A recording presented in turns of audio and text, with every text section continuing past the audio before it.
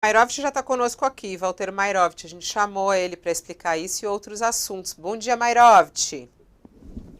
Bom dia, Fabíola. Bom dia, Josias. Bom dia a todos. Ele cometeu um crime fazendo isso? Quer dizer, ele admite, fui lá, comprei o relógio para devolver à União. E aí ele até se coloca num lugar de ter feito um bem ao Brasil. Ele fala que o governo do Brasil deve 300 mil reais para ele. Então, se o governo deve, ele não fez bem nenhum, ele está cobrando, né? Mas isso é uma das coisas que ele fala. O que é importante a gente notar é o seguinte: existem as provas com relação a crimes, atenção, a crimes de peculato, lavagem de dinheiro e associação delinquencial. Provas que já são robustas, a envolver Bolsonaro, Coronel Cid e outros. Então, existe isso. O que ele faz, e aí, como advogado?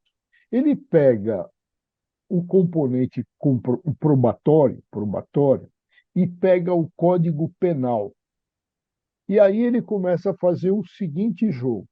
Vamos ver os tipos penais. Vamos ver como é que eu consigo sair do Código Penal sem envolver o Bolsonaro e o Mauro Cid e criando o quê? Uma historieta, uma versão. Então, o olho dele está no Código Penal. Ele precisa fazer uma, a expressão é forte, mas é essa mesmo, uma mágica para quê? Para ele entrar no cenário, livrar a cara do Bolsonaro e do Mauro Cid e não se enlamear. Agora, qual é a mágica que ele fez? Foi uma mágica errada, em que ele acaba confessando um ingresso numa associação de delinquentes, numa associação delinquencial. Ele passou a fazer parte disso. Por quê? Porque havia um crime de peculato, um crime de lavagem, e ele se apresenta, mergulha dentro de uma associação criminosa. Ele chama esse pessoal e fala: eu vou resolver isso. Então, e cria. Aliás, se ele fosse essa historieta que ele conta, juridicamente é risível. Agora, se a gente pensar que ele poderia colocar, inventar essa história, poderia produzir um livro, um romance, também seria um escritor de quinta categoria, porque a historieta não para em pé. O que ele fez ou tentou fazer? Ele se apresenta como uma pessoa autora de algo com dolus bonus, que significa dolo bom, sem a intenção. Daí ele se coloca naquela posição salvadora. Olha, foi para salvar o Brasil de um prejuízo, foi para colocar de volta, ou restituir de volta o dinheiro ao erário. E aponta e já tira Bolsonaro e o Mauro Cid. Então, quando ele fala que ele atuou com o dó bônus, que significa que ele não teve a má intenção. Tudo isso, evidentemente, não cola, não gruda e, volto a afirmar, juridicamente é risível. Aliás, a gente perguntando aqui se quando ele entrou no Brasil, ele entrou naquela filinha lá, bens a declarar ou a não declarar, porque ele estava com o relógio. Será que ele estava com o relógio no pulso? Será que estava na mala? Será que ele pagou os impostos necessários? Tem muita gente mandando mensagem aqui. Ele não detalhou isso ontem, né, Josias? Não falou não, né? Se ele pagou o imposto ao entrar com esse Não, bem. O não falou. imposto. E ele tinha um recibo, né? Ele exibiu o recibo, então, teoricamente, ele tinha um recibo. Agora, deveria ter entrado nessa fila dos bens a declarar e, evidentemente, seria calculado ali o valor, ele pagaria um tributo salgado. Somando a tarifa aí, que a Receita costuma cobrar, dobraria o preço dele. Então, ele estaria hoje, o Bolsonaro seria devedor de É quase o dobro dos 300 mil que ele diz, um pouco menos dos 300 mil que ele diz que gastou para recomprar o relógio. Você acredita em alguma palavra dele aí, Josias? Quando que ele está falando a verdade? Não dá para acreditar, não, Fabiola. Por esse enredo do ASEF, a gente tem que ignorar a Polícia Federal, porque do enredo que está esboçado nas páginas do inquérito da Polícia Federal, esse caso das joias é o conchavo de um ex-presidente decadente com militares fanatizados para passar os bens da União no cobre e obter um dinheirinho fácil. Para aceitar essa versão do Frederico Wassef sobre a sua participação nesse script, o Brasil precisa aceitar como verdade absoluta a fantasia segundo a qual o advogado de bolso dos Bolsonaro entrou nessa história para moralizar a história. O Wassef passou uma semana operando no modo negação. De repente, ele foi cercado pelas provas de que havia recomprado o Rolex, vendido por muambeiros de farda nos Estados Unidos. Ele caiu em si. Eu comprei o relógio. Aí ele tempera a realidade com especiarias da ficção. A decisão foi minha, usei os meus recursos, tem origem lícita, legal desses recursos. E aí ele descobriu que trazia enterrado na alma um benemérito da pátria. Virou um benemérito. O meu objetivo, quando eu comprei esse relógio, era exatamente devolvê-lo à União, ao governo do Brasil, à presidência da República, e diz que fez isso por decisão do Tribunal de Contas da União. Veja que benemérito, né? Aí perguntou-se ao Wassef quem impediu para ele fazer essa compra. Aí ele diz, não foi o Bolsonaro.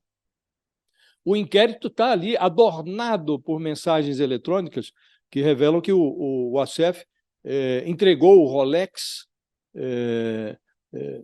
ao tenente-coronel Mauro Cid na Hípica de São Paulo. Mas ele jura que também não foi o ex-ajudante de ordens do Bolsonaro que pediu, que fez a encomenda para ele recomprar o Rolex. Então, na prática, Fabíola, o Wassef pede aos brasileiros que se finjam de idiotas pelo bem do Bolsonaro.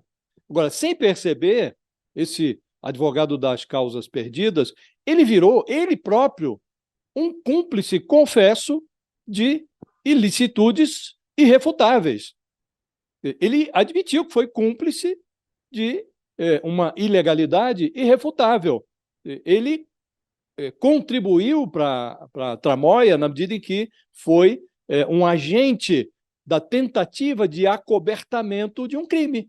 Venderam um bem que pertencia à União, ele foi escalado para recomprar e para simular a devolução desse bem sem que as pessoas soubessem que aquilo foi vendido numa atitude criminosa. Então, ele virou cúmplice confesso, Fabiola. Todo mundo está de olho nos gastos de Mauro Cid, né? Onde ele gastou, quanto gastou, como foi esse gasto. Saiu uma notícia hoje dizendo que Mauro Cid gastou R$200 mil no cartão de crédito como ajudante de Bolsonaro.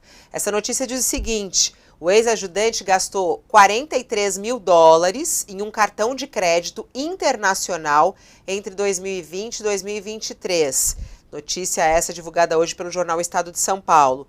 Nos primeiros 4 meses de 2023, as faturas do cartão somaram $11.700, R$61 mil.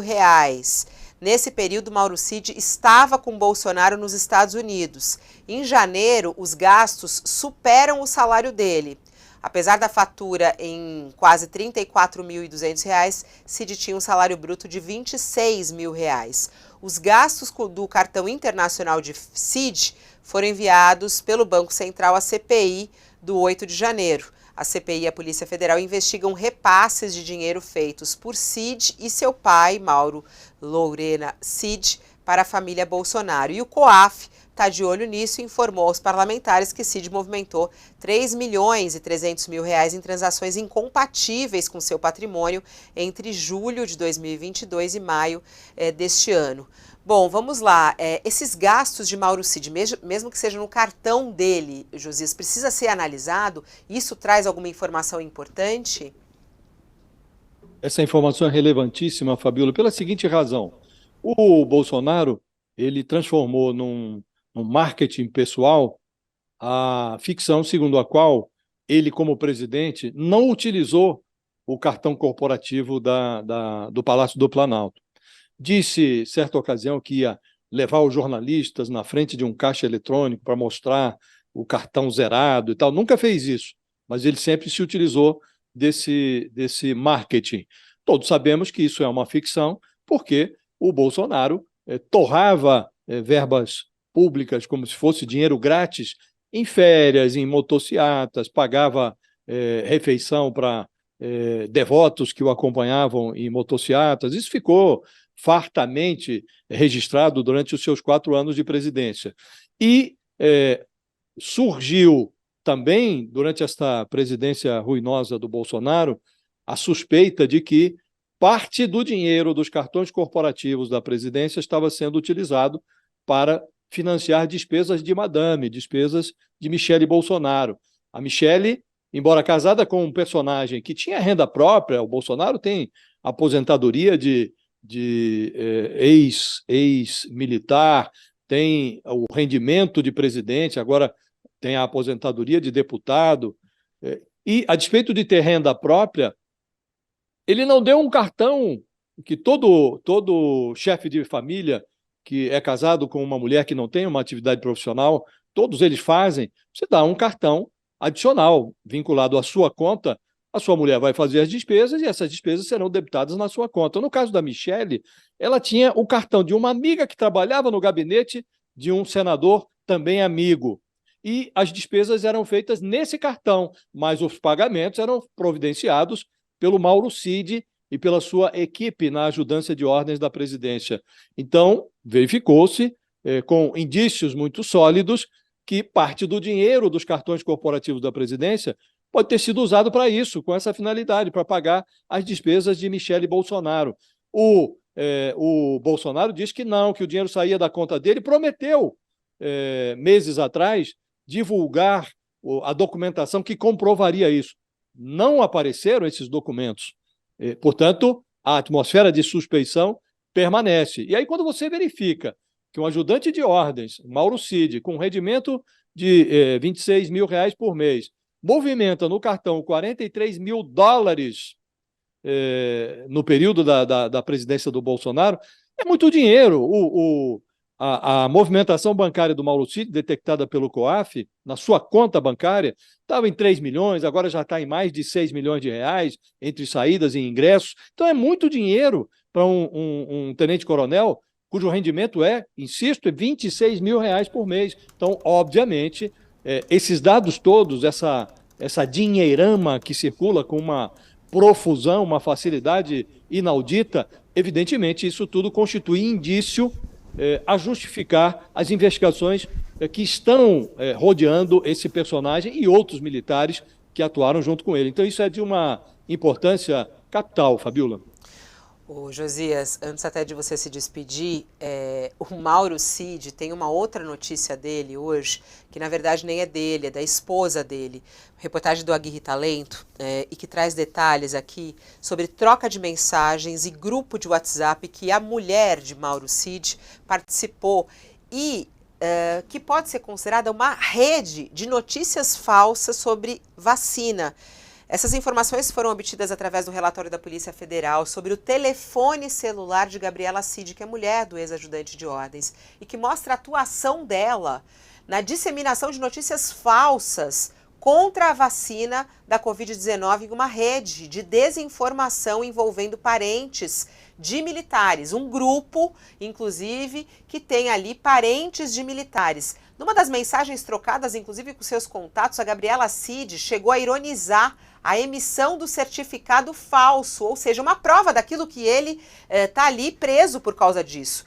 Ela ironizou, falando o seguinte: olha, já recebi, mostrou a foto do certificado falso e colocou, abre aspas, tomei minhas doses, kkkk, fecha aspas. Quer dizer, prova em cima de prova de que foi adulterada a carteira de vacinação, né, Josias? Sem nenhuma dúvida. Esse detalhe, Fabiola, a Gabriela Cid já havia, inclusive, admitido à Polícia Federal, porque ela é parte desse inquérito em que a Polícia Federal apura a falsificação de cartões de vacina dela, do marido, da filha, também do Bolsonaro, da filha do Bolsonaro, a Laurinha. E, ao depor a Polícia Federal, ela admitiu que usou o certificado de vacinação falso, portanto, admitiu um crime, mas ela atribuiu a responsabilidade ao marido.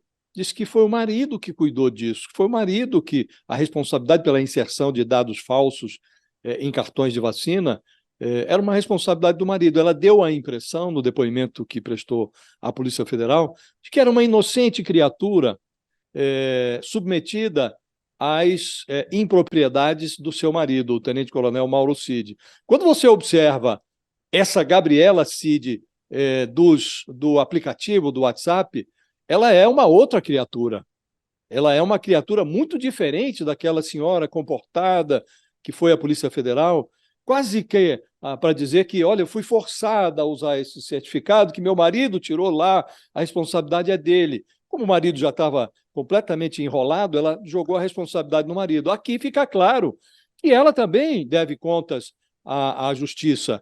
Ela era animadora de acampamento de quartel